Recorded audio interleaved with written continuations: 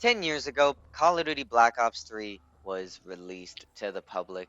We got our first look at the brand new Zombies game mode, seeing what all new mechanics, new maps, and new systems they had to offer.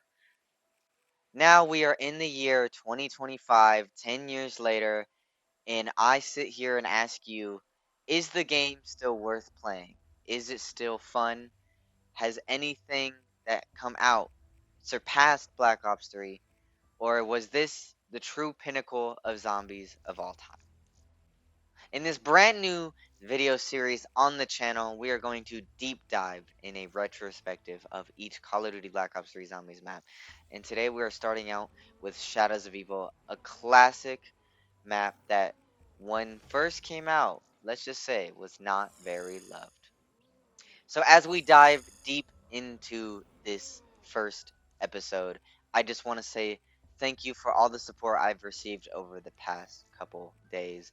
I want to say thank you so much, or not just days, but weeks. This is going to be a very long video series that I've worked hard on, so I would appreciate it if you could just leave a like, leave a subscribe. Make sure you comment your favorite part or your favorite memories from this game. And as always, let's get into it. Hey, you. I know I yelled at you real bad. I know I said some things I shouldn't have said. But I was just angry. Upset. You know how close I am to this movie deal. I mean, they know about my dancing, but those pictures. You don't want to mess up my chance for stardom. Do you, baby? What do you say? You bring over those prints and we can make up. Hey, we got a problem. A big problem. The mayor's trying to make a name for himself, sticking his nose where it don't belong. He's looking into allegations of police bribery. What do you say we get together at the usual joint? Talk things through. Figure out a way to put this to bed before it gets out of hand. Trust me, have I ever steered you wrong before? I ain't fought in 18 months. I'm stepping in at the last minute. I only got 2 weeks to train. But the outcome ain't in any doubt. See, I ain't leaving nothing to chance. He may be the #1 contender, but his career ends tonight. You just make sure the ref knows to look the other way, because this ain't gonna be pretty. But once it's done, once you collect your debts and your bets, I get my shot at the title. I do understand the seriousness of the situation. Why else would I be talking to my lawyer? But just to be clear, can you please tell me precisely how much debt my wife has accumulated? Do you happen to know if our life insurance policies are fully paid up? No, no. I can assure you, I'd never, ever think of taking such a course of action. No, I just want to make sure that our affairs are, in order. I have been watching. I have seen each and every one of your misdeeds. I know who you are. But questions remain. Why do you do the things you do? Do you not see the futility of your tiny, insignificant existence? You are but fragments of a bigger universe. Your sins serve only as an invitation. An invitation to an evil beyond your imagination. I'll lead the way. I will show you the path. Only through me, the Shadow Man, will you find your redemption.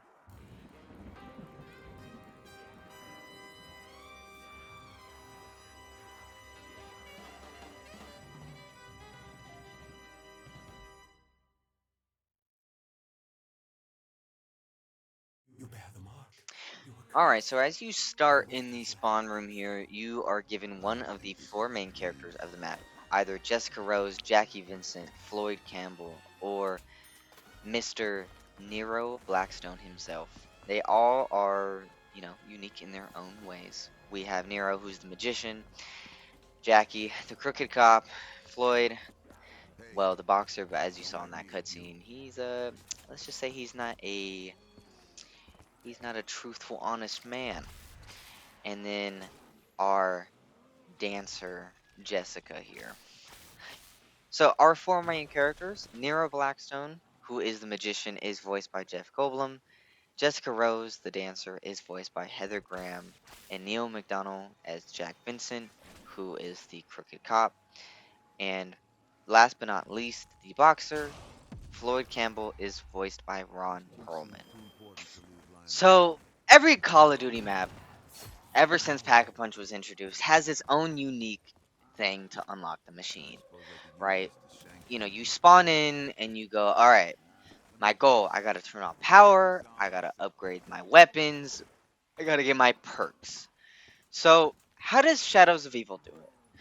Well, Shadows has 3 areas. They have the canals, the Footlight District, and the boxing area. The waterfront. There we go. That's what it's called, the waterfront district. Now, in all 3 districts, and then also you have Easy Street, but that's where you spawn. Now, all 3 districts have a specific area where you need to do what they call rituals. Now, the rituals are unlocked by using the brand new mechanic specific to this map is Beast Mode.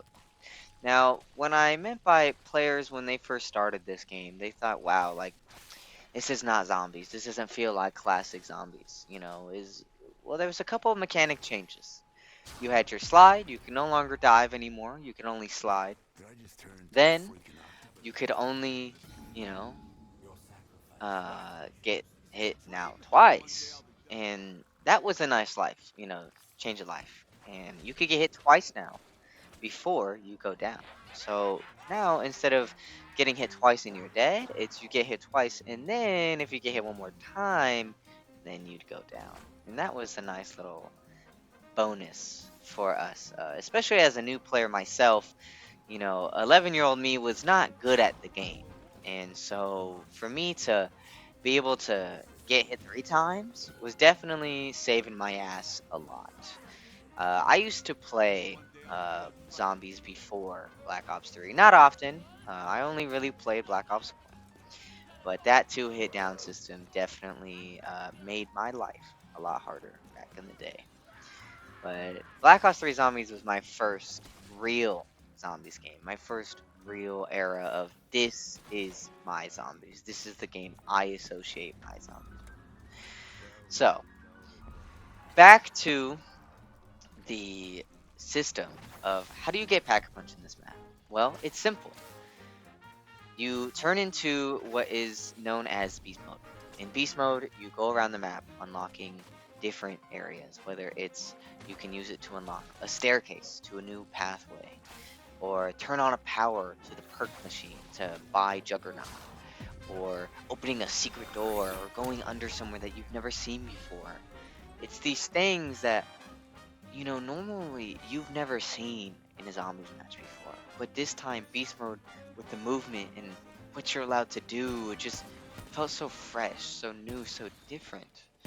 And that's a lot. This game does that a lot. It always offered a fresh, new experience that sometimes you just wouldn't get in other games. And that's what this brand new mechanic was Beast Mode. Something that zombies had never seen before. You transform into a new entity. I mean, yes, in Mob of the Dead, you had the same power system of you down yourself and then you transform into the ghost and you turn on the power and you go through the walls and you really started to see the effect Jason Blundell had on these maps. So after completing all 4 rituals, you are going to be doing your final ritual here, and then boom, once you've completed that, you then unlock the Pack-a-Punch. It's a pretty simple system in this game, nothing too complicated. It's as simple as going into beast mode, collecting some items, opening some doors, And then once you've collected those, you then put those ritual items on the table, do a little lockdown step, do that 4 times in each of the different areas, and then do it one final time underground in the train station. And boom, you have your pack-a-punch. So in Black Ops 3, they introduced a cool new mechanic where you can now have a specialist weapon in zombies due to the multiplayer where the operators now have their, I guess what you could call it, a ultimate. They would be able to pull out a super strong, powerful weapon or give themselves a strong ability to just help them in the edge of battle. Well, obviously, since they introduced that mechanic in multiplayer, they wanted to give the zombie players also a mechanic like that, and so they introduced the specialist weapons to zombies. In Shadows of Evil, the unique weapon here is going to be the Apothecary Sword, which has 2 variations depending on if you want to upgrade it or not. So what you're going to do is you're going to ride the trolley or the train to the 3 different areas in the main upper area of the map. And you see on there on the screen there that you're going to go around riding the train, looking outside the windows, collecting up to 3 different symbols. Once you've collected all 3 symbols, you're going to go in to the beast mode, zap all 3 symbols, and then you will have acquired your apothecary egg. So once acquiring your egg, you then want to put it inside each of the 4 Apothecary statues across the map, and you're going to do what is known as a soul box. Now this is a classic zombies trope here, where you put an item in, or sometimes you just go to the box, or wherever it may be, you charge it up by getting kills, and that's what it is. It's a soul box. So you get kills, and then the souls of the zombies go into the box, or whatever the item may have been, and you charge it up, and eventually you then get your reward.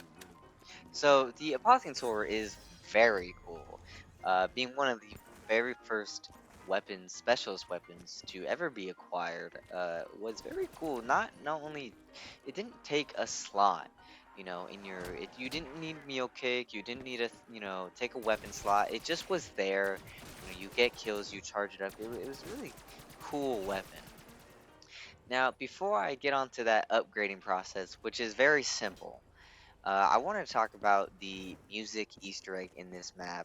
The music is just fantastic. The 1940s jazz, oh my god. I don't know what they did, but that shit is peak. I'm gonna let you guys get a little listen here, but yeah, just sit back and enjoy. Fuck USA.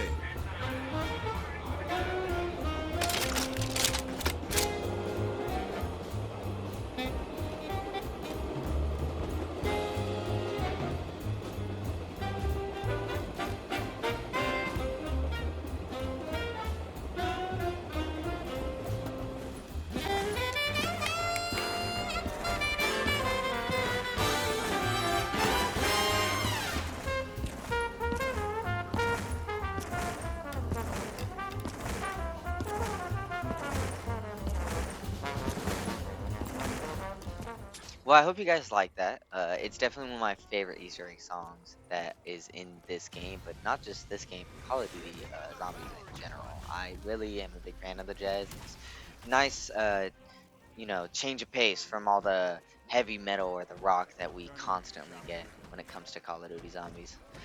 Now, to upgrade your sword even further, you need to go to the designated area of each assigned character, depending on who you are, and go and pick up the Archdivinium egg, which then allows you to activate these symbols around different areas around the map.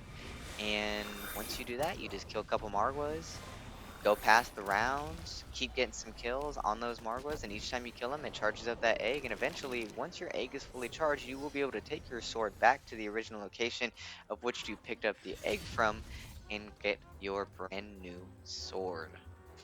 So your sword can do a couple things. Obviously, it can melee, but the new ability is you can send out a little mini sword, and it just does damage for you. It's pretty sick, pretty cool, definitely worth the investment.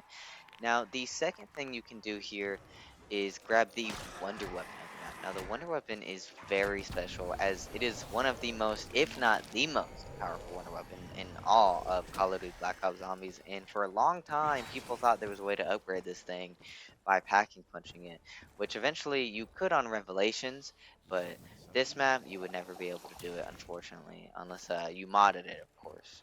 But yeah, that wonder weapon is the Apothecant Servant. To build the Apothecant Servant is a very simple 3-step process. You just need to collect 3 pieces: the Marble Heart, the green bubble things that the parasites drop, and then the Margwa tentacle. To grab each 3, the Margwa heart, you need to just kill 1 Margwa. Very simple. First one spawns in after you do a ritual the second time, or I believe on like round 10. So very simple for that. The second one is the green bubbles. And to do that is a very simple process of just killing parasites. And eventually, once you kill enough parasites, the parasites will drop you a green stack of like bubbles or acidic things. I don't know exactly what it's called, but once you collect that, boom, you're on to the next and last one. And the last one is you grab a fumigator in these little pods around the map, or the plants as the game calls them. You go around to the plants, and if you let them grow until they reach their purple state, you may open them, and if you open them exactly at the right time, eventually it'll drop the Margwa tentacle. So after dropping the Margwa tentacle and collecting all 3 pieces, just go to any craftable bench on the map, and boom, you have grabbed and crafted yourself the Apothecant Servant, which, I mean, if you've seen in the gameplay, is the best, or if not the best, wonder weapon of, I mean, all time. So unfortunately, I wasn't able to record any Easter egg gameplay footage with me at the current time. I kind of forgot how to do it. It's been a couple years since I've done this myself, so unfortunately I didn't do it. But just to break it down for you guys real quick, all you have to do is open pack a punch, build the first part of the sword, then upgrade the sword. Once you've then upgraded the sword, you then need to go downstairs and pick up your flag. Once you pick up the flag, use the flag, go around the 4 areas on the map up top, defending it. Like, you essentially plant the flag in a spot, you defend it, and then move to the next point. And then once you keep doing that and you complete all 4, you then come downstairs and you have charged the keepers. The keepers, after being charged, will then attack the Shadow Man, and you are then able to lock him up in the summoning key, and you have defeated him. It's pretty simple, nothing too complicated, I would say. However, there is one more bonus step after that if you want to hit the cutscene, but if you want to do that, you're going to need the 4-player lobby, which is you need to go to all the areas of the train station, and then have one person in the middle and send the train. Essentially, as the train is going, all players need to zap a certain box at the same time once the train reaches a designated spot, and boom, you get your cutscene. It's all it is Rick Coffin comes out of the portal, or comes out of the portal and goes, "Hey guys, that summoning key, I need that. Yoink, it's mine." And then he just kind of leaves the characters to, well, exist and die, I guess. It's nothing crazy. However, the story for this map is heavily like centered, and it's very upfront in your face, and it definitely sets the tone for the rest of Black Ops 3 story. So definitely gonna talk more about that later once we get into maps like Rasensnake and so forth. But before we end this video, I do want to say I'm not sure if I'm gonna be able to do anything for Giant. I don't actually own that map for some reason. I guess my account lost it. I don't know, but I don't really have any funds to buy it right now, and so I'm not sure if I'm going to be purchasing the Giant anytime soon. So if I don't end up buying it, then you might not see a video from me on it. But just wanted to say that. Until next time, you guys. That has been Shadows of Evil. It's been a great map. It's been beautiful. I mean, man, it's been 10 years since this map came out, and still so many good memories. The Easter egg, completing it with friends, dying so many times, practicing this map. I actually didn't own the Giant for a long time. This was the only map I had access to. But yeah, it's definitely the best map. And just good times, good memories, and still a map I'll never forget. Definitely recommend it. As I said, I think earlier in the video, I believe I was going to rank these. Out of all of the Black Ops 3 maps, I would definitely say this is an S tier, for sure. But as always, y'all, until next time, this has been Jacob. I'll see you then. Bye-bye.